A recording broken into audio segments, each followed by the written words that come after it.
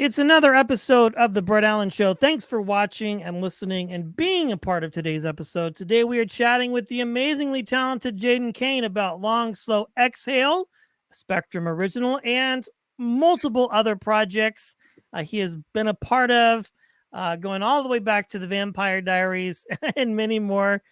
Thank you for your time, Jaiden. It's a Thank pleasure you. to meet you. Thank you. Thank you. How's it Yes, going? doing well. Thank you. I'm excited to chat with you.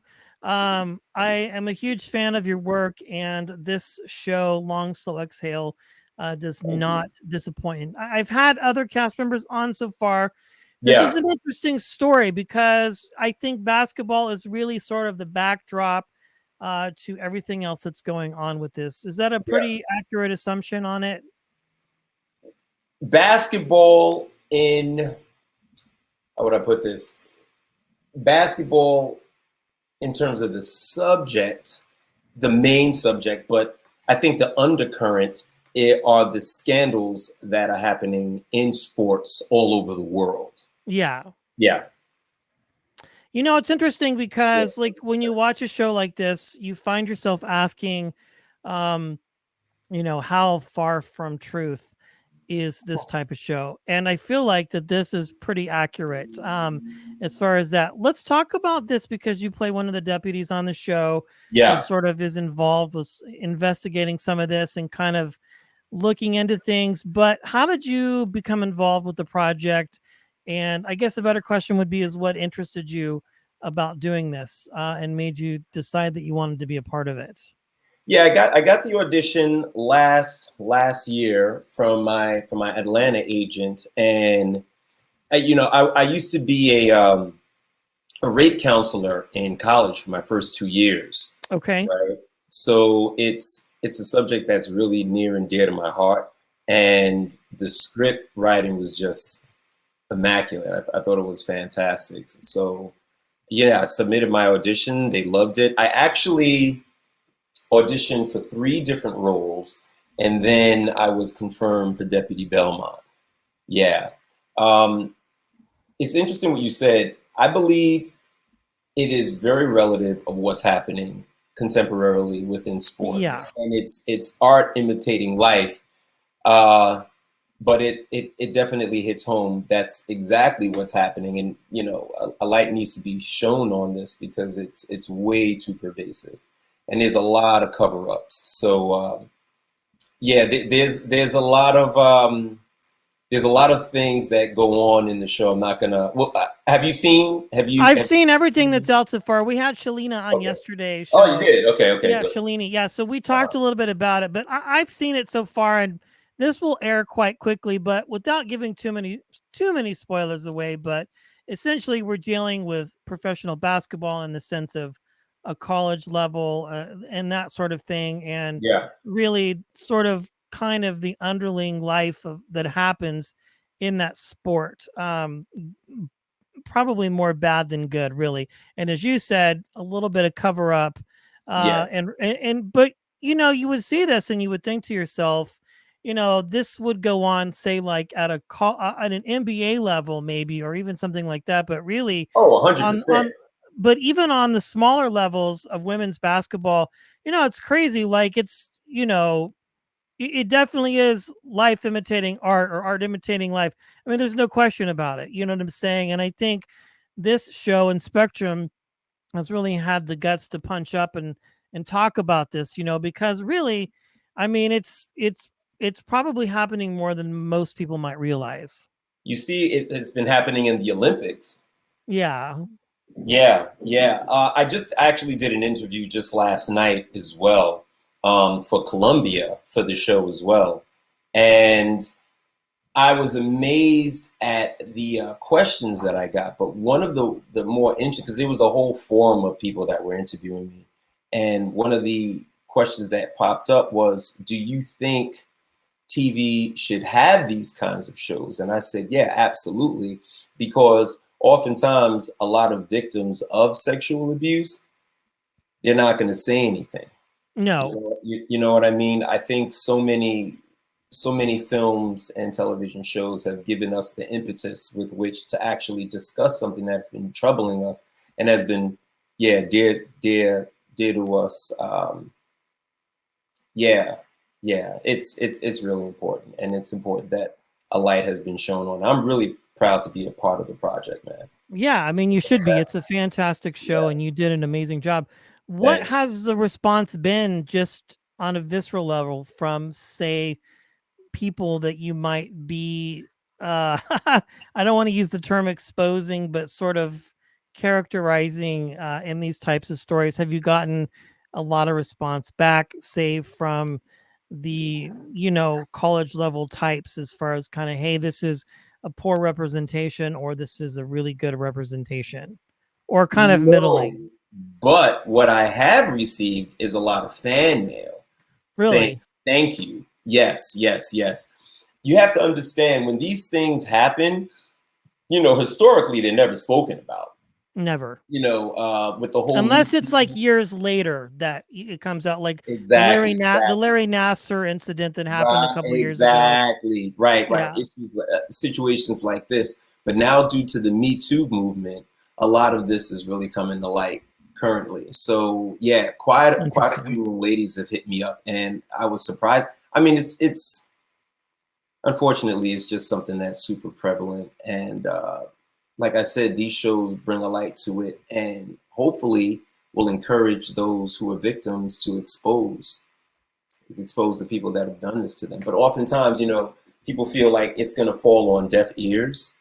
I think it's surprising that I did the project because people have known me to play a lot of like really dark, complex characters. Yeah, So yeah, but recently I've just gone through a rebranding. So I'm either on the right side of the law or the wrong side of the law. I think as an Yeah, actor, though, that's probably something that just you're gonna probably, it just happens. yeah, I want to absolutely. talk about that because you are sort of known for that, Hmm. and playing these kind of dark, complicated Yeah, yeah. people of stature versus Uh-huh. like the opposite. But as a storyteller or as an actor, well, let's talk about, you said you went through a rebrand. So I'm very curious about that. You don't have to go into a lot of details if you don't want, Uh-huh. but I'm interested because when you go from that side of, like, your Vampire Diaries and your dark, sort of Yeah. mysterious, to like something different, like how does that process work for you? And you kind of decide, I really want to be able to show people, and by people I mean casting directors and management, that I Yeah. can play Yeah. other parts other than like this one niche. Okay. Well, it's a few things. One, just as an artist, the goal is to be typecast. Now, you'll have a lot of people in the performing arts who will say, "Oh, I don't want to be typecast. I don't want to keep Right. doing the same thing all the time." But those people usually won't have many credits. And once they Yeah. actually get into the business, they'll find, "Oh my God, that's exactly what I want to be." Because if you think about the artists that whose work you love the most of them usually play the same person in a different project. But what will 100%. happen is they'll suddenly do a left or a right turn, and you'll see them do something else. Boom, they'll get an Emmy or an Oscar because it's something that's unexpected. But before you can even get to that point, Hollywood has to become accustomed to who you are. One of my acting coaches once said, "You have to be the fantasy that you look like," right? So Interesting. yeah, so I have a very intense, I have very intense eyes. I have high cheekbones. I'm really tall. I'm muscular. So that is going to be associated with a particular archetype. You know what I mean? Now, Sure. conversely, what has happened due to the Black Lives Matter movement and everything that's been happening socio-economically, politically, in I call it the brown community. What I have found is a push and a necessity for different kinds of characters, more human roles, if you will. And it's so easy to play the stereotypical badass roles. It's really it's not something that necessarily challenges me as an actor, as an individual. But when I find something that's really human and it is thought provoking, and it's something that can uh, perhaps possibly give somebody the encouragement to go and seek out help, to change their situations and or circumstances, then it's a total blessing. I decided to make this change right after what is it? With Taraji P. Henson. You got to pardon me. Sometimes I have a brain fart. That's okay. Right. So after I received the script for Hidden Figures, I really, I was so moved by the project. I said, I want more things like this. Okay. You know what I mean?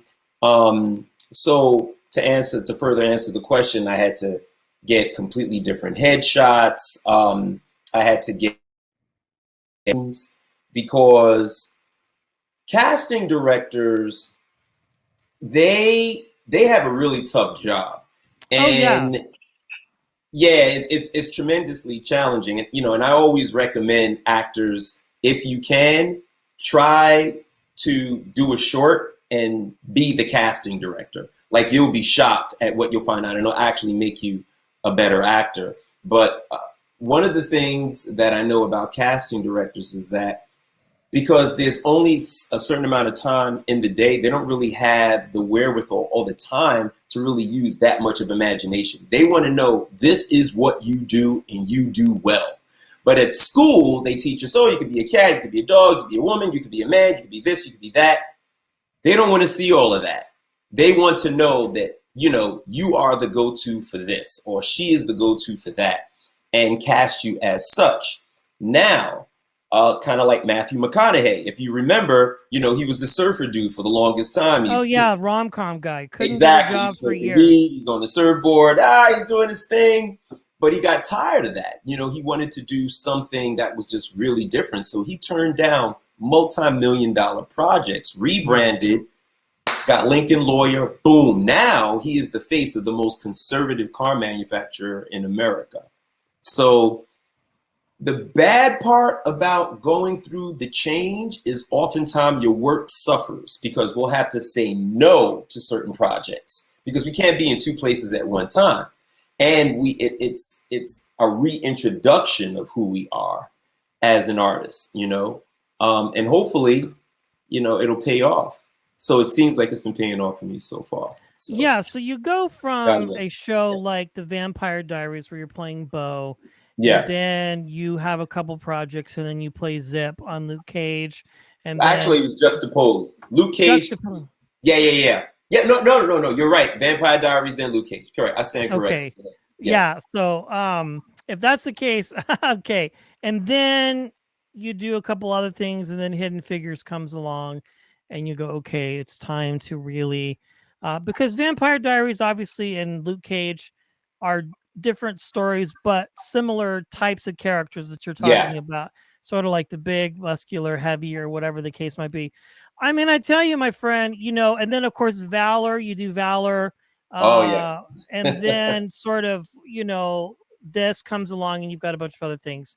I love it. Yeah. One last question. Valor was a great show, by the way. Did you like that? We got another season. I know, that was a bummer. Yeah, it's tough on those things. You just never know. But I get the whole casting director thing because I've done a little bit of stand-in and a little bit of background and featured extra work when I was in New Mexico. Through college, Yeah, I'm sure it gives. If you have the time to do it, I mean, it's easy money. Yeah. I mean, even and going free acting classes. Yes. Set etiquette, going in for like one or two lines for, say, Better Call Saul or Breaking Bad. It's like, I'm one of like 15 or 20 people that look the same. And then you've got maybe one or two oddballs. So I get that. One last question. You've done so many great projects, but when did you know becoming a storyteller or an actor, Jaiden, was something you wanted to do? Repeat that question. I didn't catch the front end. When did you know that you wanted to become an actor or a storyteller? What interested you? Oh, God, this is a great story. You ready? Yes. Okay. This is something that is not on my IMDb page. I was going to become an OBGYN. Okay. A woman's doctor. Yeah. Sure, of course. I happened to be dating a young lady who had her own crafty business, right? I was in Brooklyn at the time, and, she has the big van. She's feeding everybody on set, and I was coming from my day job. I had got let off early. So I figured, I'll just stop by and see her, maybe grab a bite to eat. She was a great cook. So I get to set and she's working, we're kind of talking. She's, feeding the crew members and everything. And then the assistant director comes up, right? And he's frazzled and he's like, oh my God, you guys are perfect. And she's looking at him, perfect for what? Oh no, we need you in the next scene. And she's like, what are you talking about? No, we need, because we had 2 actors that didn't show up and we need you in the next scene. And she says, I'm feeding you and he's my boyfriend. And I'm like, I don't know what the hell is going on. Anyway, what happened was, it was a love story. It was a scene that took place in a dance hall. The leads are slowly swaying back and forth, but the 2 other background actors who were supposed to be right next to them as the scene is shot from the different POVs just didn't show up. Now, I am a self-confessed suit pimp, so I have maybe about 28 suits. I love suits, haberdashery, hats, and cufflinks and stuff. So I was dressed for the part. He said to her, well, name your price. $2,000. He says, done. We're going to send you the costumes in about 10. I was like, what are we doing? And she's like, maybe I should have asked for more. So we happened to be on set and we're with the leads and obviously we're pantomiming, but I am aghast because the male lead isn't even listening to her. The acting was terrible. I won't even say what the project was, but it was horrible. So I'm saying, he's not even listening to her. Is he even paying attention? And she's like, shh, you're messing up my 2,000. I was like, 2,000. You know what I mean? So anyway, we finish. Obviously, she gets like a voucher or what have you. I'm dropping her off that night and she says, well, good night, my actor boyfriend. And I was like, oh God, no, you sound like my dad. My dad was a playwright, right? So he always used to have me in his theater productions. He was big in off-Broadway in New York, right? Written hundreds of plays. But, I saw him struggle, drug addiction and all this other stuff, the artist way. And I said, I don't want to do that. Do you know that evening I could not sleep? I'm tossing, I'm turning, and I looked up at the ceiling and I said, good Lord. I caught the bug. There you go. And I had to do it. I had to do it. And the rest is history. So I said, if I'm going to do it, let me do it big. Let me do it right. So that's how it happens a lot. Very frequently, sometimes the casting director will be out somewhere, could be at a restaurant. That's how I got to be a part of Breaking Bad. I was just having dinner with friends. She comes up and she says, hey, we're looking for people to be a part of this. Jesse's 3-day rager. You kind of have a different look. I can't make any promises, but I'd love to have you come in and just see what they think. And it was 2 weeks worth of work. So it's interesting. Thank you. Yeah, it was a lot of fun. Fantastic. Well, this is, it's just a good time. So Long, Slow Exhale on Spectrum. Be sure to check it out and all the other amazing work. I'm excited for what's next. I see you have a lot of things coming down the pike. Jaiden Kaine, thank you so much for your time today. Thank you. And lastly, if you'd like to follow me on social media, it is the word official and Jaiden Kaine. It's AI in both names, Jaiden and Kaine, like artificial intelligence.